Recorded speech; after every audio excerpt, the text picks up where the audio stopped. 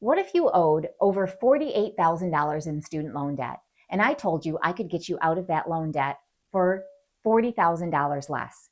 Today, I'm going to do just that. I'm going to show you how you can take student loans and your other debts that you have, like this student had, and get out of them much faster. She would have spent 10 years in these student loans. We are going to get her out of them in 3 years, and we are going to save her a ton of money in the process. So let's get to it today. Let's talk about how you can get out of your loans faster, even if you still have to pay them. So some of you guys out there, have federal loan forgiveness, and those that do not worry, because I'm showing you how to get out of them faster. My name is Jen. I am an ex-banker, ex-branch manager, ex-business banker. I was in the banking system for 13 plus years, and I learned a better way. I'm also a business owner, and I was in a lot of business debt. So my husband and I found ourselves in much more business debt than we ever expected we would be in, okay? And we learned how to get out of that debt faster using a strategy called velocity banking. And we took velocity banking and we rolled it into an easy 3-step strategy, which we call our pay down blueprint. And we show that to students every single day. So let's show you how our nurse has gotten herself out of debt much faster. My name is Jen, and on this channel, we teach velocity banking. So let's get to it.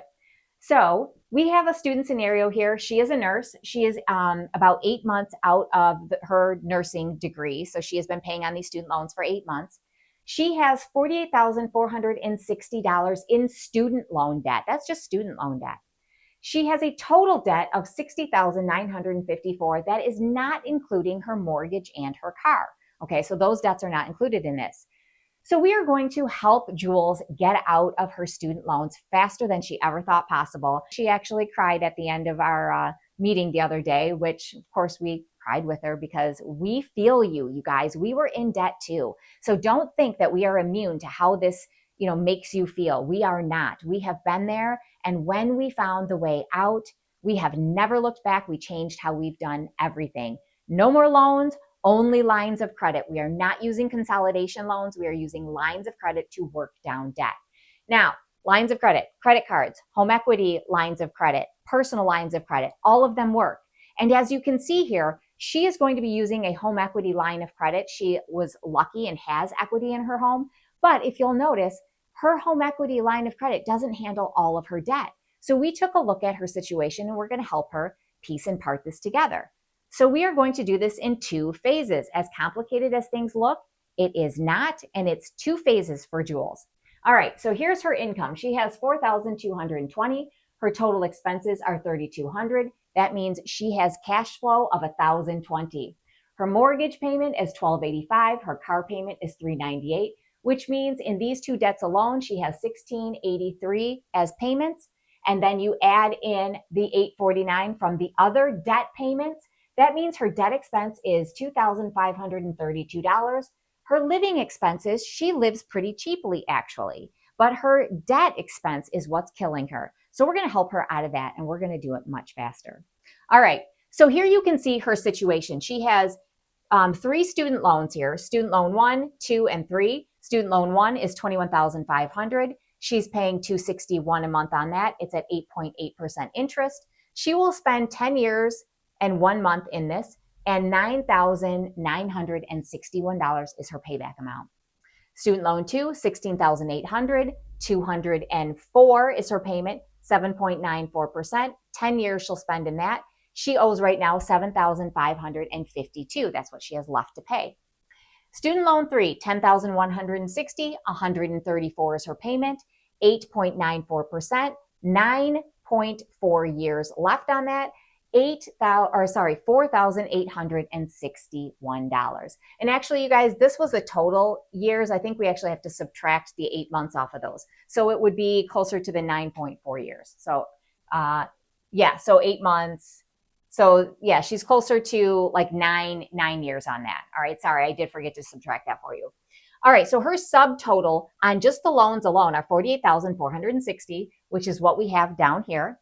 And the loan payments for the student loan come to $599. That's just in student loan debt. That's why student loan debt is killing people, right? It's a killer. These payments are just, annihilating our finances. So now we have $22,374 in interest that she'll pay, right? That's the interest that she's going to pay on this $48,000. All right. So let's talk about the credit cards that she has. She has credit card 1, and I forgot to write credit card 2 down here. Sorry, guys. So she has credit card 1 at $7,600, $152 is the payment, 22.99%, 13.9 years to finish this debt at that payment, right? Or like the minimum payments. $17,775 is what she will owe. Here we have 4894, so $4,894, $98 payment, 21.99%. It'll take 11 years, okay, 11 years and 3 months to get out of this debt, and it will cost her $8,418. That is in the traditional banking system. So that means for these debts, it's $26,193 for $12,494 borrowed. Think about that, you guys. This is why we have to teach you a better way of getting out of these debts, because you don't feel it today. You don't feel this interest that you're losing, okay? This $48,564, she's losing all of that money, but she doesn't feel it. Not today. Years down the road, she will, because that's money that she cannot put elsewhere. That is not money she can build wealth with, but she will much faster doing our method. All right, so our total debt is $60,954. She owes $48,567. Now, we are going to do this in 2 phases. We are going to first organize all of our debts. We are organizing every debt that we have. We are going to put them all in our organized spreadsheet. That's our cheat sheet. It is in the description below. That is free for you. Go grab it. You can organize all of your expenses on it. You organize all of your debts on it. And it breaks it down into chargeable expenses and non-chargeable expenses, but you only need that if you're working with credit cards, okay? So here, when she's working with a home equity line of credit, she can use her checking account, because when you put income into a home equity line of credit, you can actually run all of your expenses out of that line of credit through the checking account. So what happens is she's going to put her paycheck on that line of credit, her home equity line of credit, all of her paycheck, the entire thing. And then she's going to run her expenses. She's going to pay for her expenses, maybe with a debit card, out of her checking account, and the money will pull from her line of credit to cover those expenses, okay? So you'll have to go to your bank and figure out how your lines of credit work. Personal lines of credit can work that way. Home equity lines of credit can work that way. Credit cards do not. So you have to hold out chargeable and non-chargeable expenses, and I go into that in other videos. So today, all of her income goes into that line of credit. All of her expenses are running out. So here's what things look like. We will take the student loan 1, student loan 2, and credit card 1. We're going to add those debts together, and they equal, you can see I've added them here, right? The 21, the 16, and the 7,600, they equal 45,900. Why did we take those debts? 2 reasons. One is her total home equity line of credit, which is at a 7.99% interest rate, by the way, is $48,500. We want to leave her a little bit of wiggle room. Even though she's paying off a credit card, she'll have some purchasing power. She'll have some wiggle room. We like to leave a little wiggle room on that home equity line. So we're going to do that for her. And we want to take our largest payments. Well, what are the largest payments here? Today, the largest payment is this, it's this, and it's this. So we're going to roll all of these together so that we can get this back as income. Because when you put all of your income onto a line of credit, no matter what that payment is, usually lines of credit like a home equity is interest only, but if it's interest in 1%, you're going to make a larger income payment, which is your paycheck, onto that line of credit, which satisfies the payment. So the only thing you're ever going to owe it at that point is the interest. So for her, she's putting all of her paycheck on to that line of credit. She doesn't owe a payment for the line of credit because she's put her income into it. And she gets back these payments here, right, as cash flow now because she's putting them into that line of credit. So here's where the consolidation piece comes in. All right, so we've consolidated this, this, and this. We don't owe those anymore, and we have running outside the student loan 3 and the credit card 2. So total debt, $45,900. We're going to start with $45,900. We are going to put our income in of $4,220. It drops our It drops our balance to $41,680. Average daily balance lowers, right? Average daily balance lowers. And so 41,680, now we have to bring in all of our expenses, okay? And her expenses are $2,583. Okay, so the expenses that she's going to owe has now lowered, all right? Those have lowered. And she owes $291 in interest. So now her interest that she owes is lower at this 41,680, right, than it was at the 45,90, all right? Because we're averaging the high balance and the low balance for the month, all right? We're averaging that. And then that's how we're going to get our interest rate, all right? So I showed you guys that in prior videos. But to calculate this interest, now our app does that for you, does all the math for you, but this isn't difficult. You're going to take your high balance for the month, which is the 45.9, okay, the 45.9, you're going to add it to the low balance, the 41,680. You add them together, you divide by 2. The number that you get from that is your average, okay? The average then you're going to multiply by your interest rate. Once you multiply that by your interest rate, you're going to get a year's worth of interest. We don't want a year's worth of interest. We want 1 month, so we divide it by 12. That's where we're getting the $291. So at the end of month 1, she ends up with $44,544. And here is where you do a check.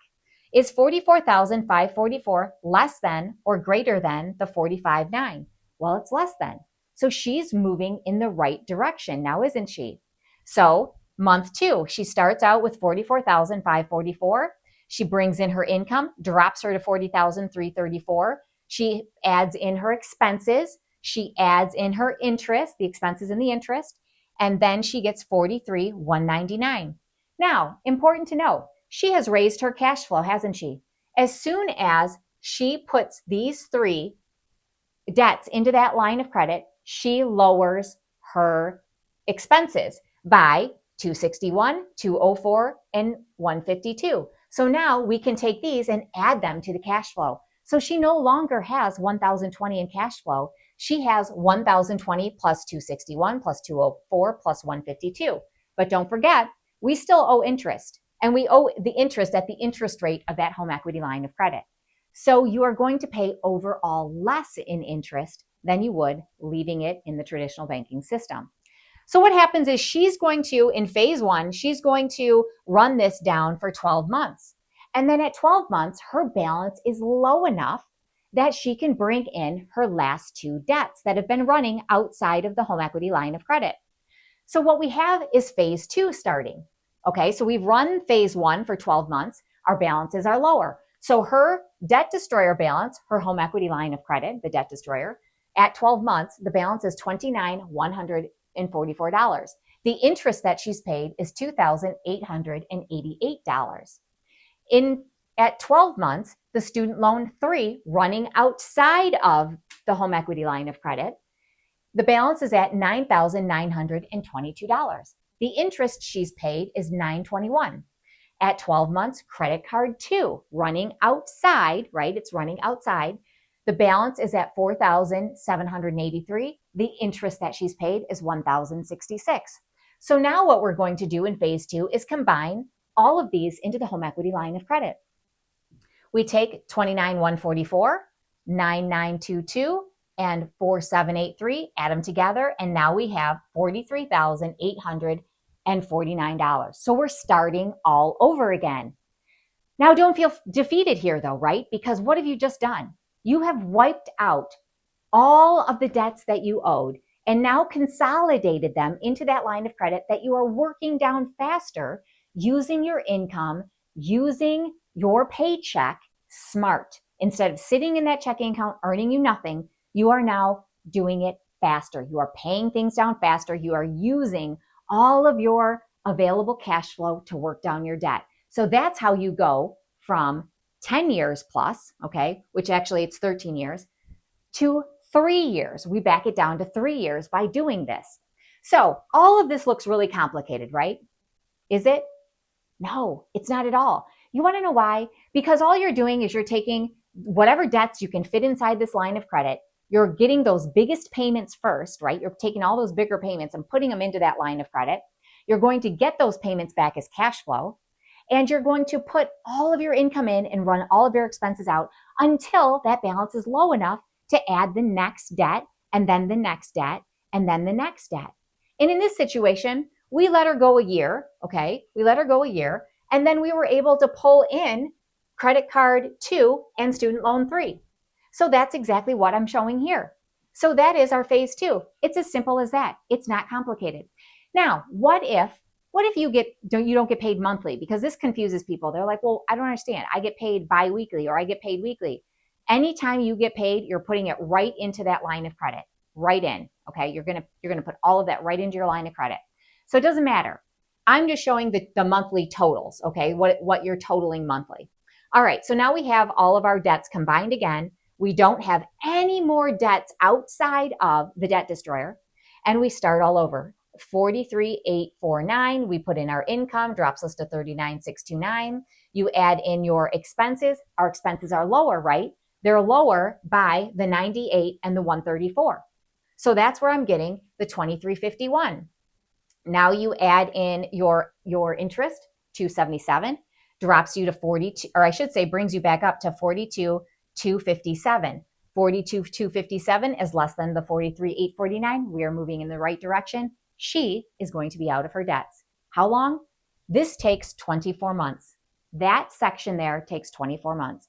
Now, how much does she spend in interest in that section? That's a great question. I didn't write that down, so I will for you. She spends, let's see. Okay, so it's going to be 3,584. This is what she spends in interest. Okay, so 3,584 is what she spends in interest in this section running 24 months. So let's add it all together. Let's put it all together. So what we would do then to figure out how much time, okay, and it's pretty simple here, you guys. We know this is running for 12 months. We know this ran for 24 months. So now we're at 36 months. That's your 3 years right there. Then we are going to take our 288 that we paid in the 12 months of interest in the debt with the debt destroyer and the 2 loans and the credit card, okay, combined. We spent $2,888. Then we're going to add it to the 921, which is at 12 months student loan 3 outside of our debt destroyer, running outside of the debt destroyer. We've paid $921 in interest, okay, and our balance is the $99.22. Now, and then remember 12 months for credit card 2 down here. We've paid $1,066 on $47.83. That's where more than that because it was running for 12 months. That's what the balance is after. So we take the $28.88, we take the $921, we take the $10.66, and we take the $35.84. And what have we spent in 3 years to get out of our debts? All of our debts, remember, except for our mortgage and our car. Well, we already know it takes 36 months or 3 years, and we have spent $8,454. That is it on our debts. That's it. That's all we paid. This is why we do velocity banking. This is why we do the pay down method. Organize all your debts and expenses. Know your numbers. Identify your debt destroyer, what that debt destroyer is going to be. In her case, she was able to get a home equity line of credit. You can use a credit card. You can use a personal line of credit to help work this down. And then number 3 is implementing that plan, working that plan down. That's it. The pay down strategy is 3 simple steps. That's all. I've just outlined them on the board for you. You guys grab your free worksheets. Get those so you can get out of your debts. Understand where you are. Know your numbers. It breaks it down, like I said, into chargeable and non-chargeable expenses if you need to use a credit card. Dan and I started with credit cards. You can too. Have a great day, and I will see you in the next video.